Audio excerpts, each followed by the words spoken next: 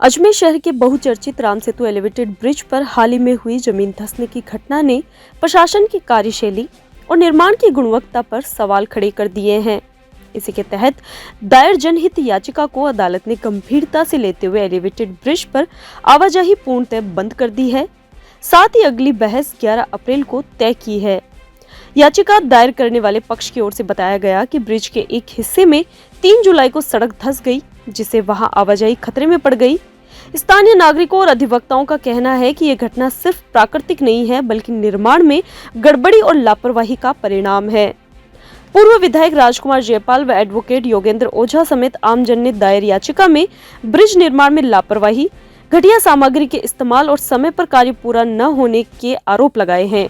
इस याचिका को अजमेर के सिविल न्यायालय के न्यायाधीश ने स्वीकार करते हुए नगर निगम आयुक्त देशलदान को नोटिस जारी कर 8 जुलाई तक जवाब पेश करने के आदेश दिए थे, जिस पर 9 जुलाई को नगर निगम व कलेक्टर की ओर से जवाब पेश किए गए। कोर्ट में नगर निगम व कलेक्टर की ओर से समय की दरकार की गई।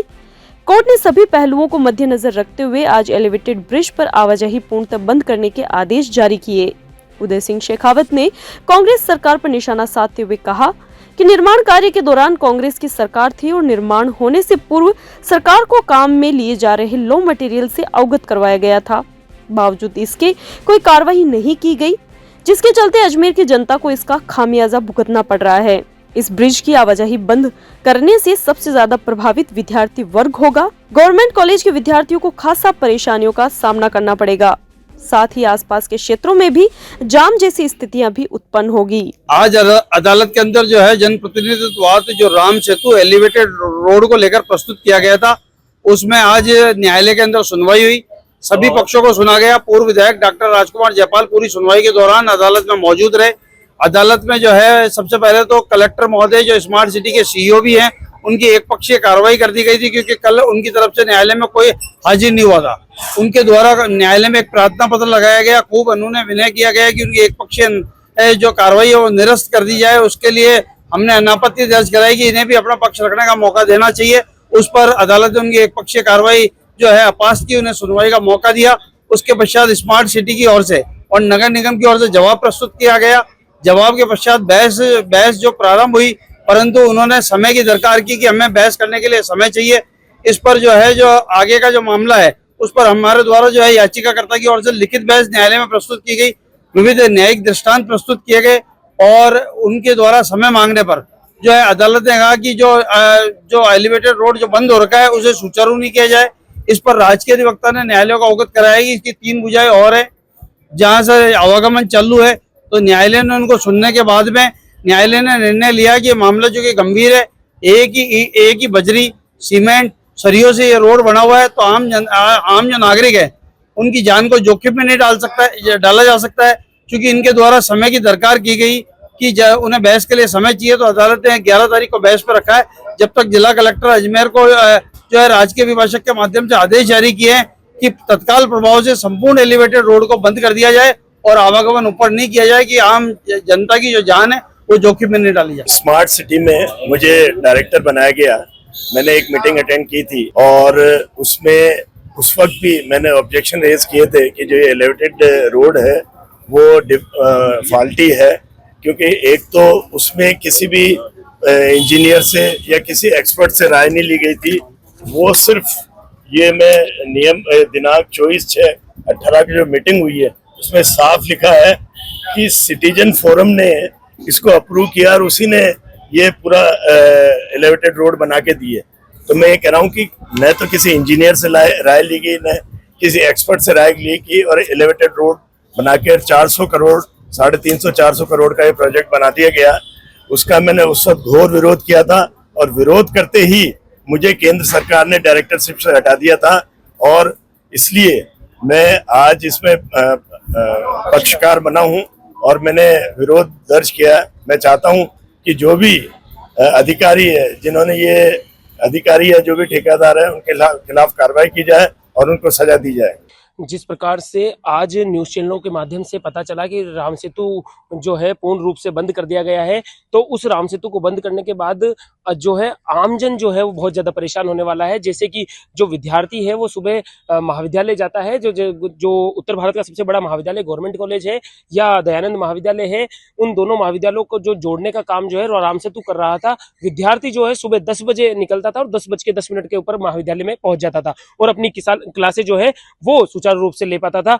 लेकिन जब अब इस राम सेतु को बंद कर दिया जाएगा और जब विद्यार्थी जब नीचे से जो है आवागमन करेगा तो नीचे उसके अंदर उसको 1 से 2 घंटे लगने की संभावना है। और ऐसे ही जब हम बात करते हैं, जब जो बड़े वाहन है जो राम सेतु के ऊपर से जाया करते थे, वो बड़े वाहन अब नीचे से अगर उनको जाना पड़ा, और मेरे को ऐसा लगता है कि कई बड़े वाहन तो ऐसे होंगे जो नीचे से जा ही नहीं सकते, तो आम जनता को है बहुत ज्यादा परेशानी हो सकती है। और जिस प्रकार से न्यायालय ने जो ऑर्डर दिया है कि इसको पूर्ण रूप से बंद कर दिया जाए, अब इस बात की बात आती है कि जिस प्रकार से पहली जो बारिश हुई, उस बारिश के अंदर ये धंस गया, तो उस धंसने के अंदर भी जो है कांग्रेस जो कार्यकाल है, उस कांग्रेस के कार्यकाल में इस पूरे राम सेतु का निर्माण हुआ था।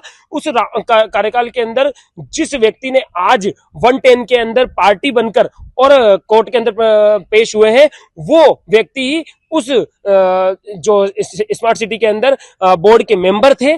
उस समय तत्कालीन जो भाजपा का बोर्ड अजमेर में था, जिसके अंदर मेयर और डिप्टी मेयर सबने इसका विरोध किया था कि इसकी जो क्वालिटी के अंदर कोई भी समझौता नहीं किया जाए। उसके बावजूद भी इसके अंदर समझौता किया गया और जो आज पार्टी बने हैं उसके अंदर उस समय वो मेंबर थे। उस समय उनको बताने के बावजूद भी वो कुछ नहीं कर पाए और आज अपनी लिप्तता जो है वो छुपाने के लिए, और कांग्रेस का कार्यकाल और कांग्रेस का जो शासन है वो पूरा का पूरा जो है दुर्भाग्यपूर्ण रहा। और ये जो राम सेतु है उसको ऐसा ब्रिज जो है वो अजमेर को दे दिया गया जो पूर्ण रूप से तैयार भी नहीं था। तो कांग्रेस की सरकार को यह सोचना चाहिए था कि ऐसा ब्रिज जो है वो अजमेर को नहीं दिया जाए जिससे आम जन को परेशानी हो और आम जन अपनी जीवन लीला समाप्त कर सके।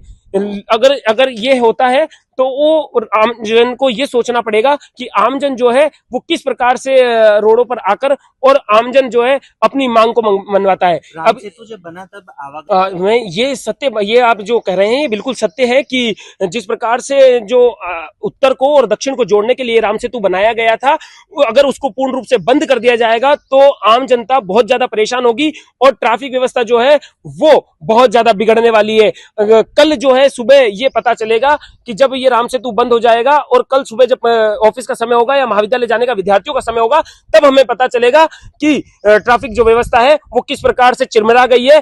तो इसीलिए भी इसको जो है मेरा मानना ऐसा है कि जो भुजा जो है धंस गई है उस भुजा को बंद रखा जाए और उस भुजा का सुचारू रूप से जब उसको चालू किया जाए तब उसके सुरक्षा मापदंड जो है संपूर्ण रूप से सही और सटीक हो जाए। लेकिन जिस प्रकार से उसके धंसने के बाद भी जो 3 भुजाएं जो थी जो सुचारू रूप से चल रही थी, उन तीनों भुजाओं को सुचारू रूप से चलने दिया जाए, नहीं तो अजमेर के अंदर जो है आम जनमानस जो है बहुत ज्यादा परेशान होने वाला है, जो कल सुबह से आपको पता लगेगा।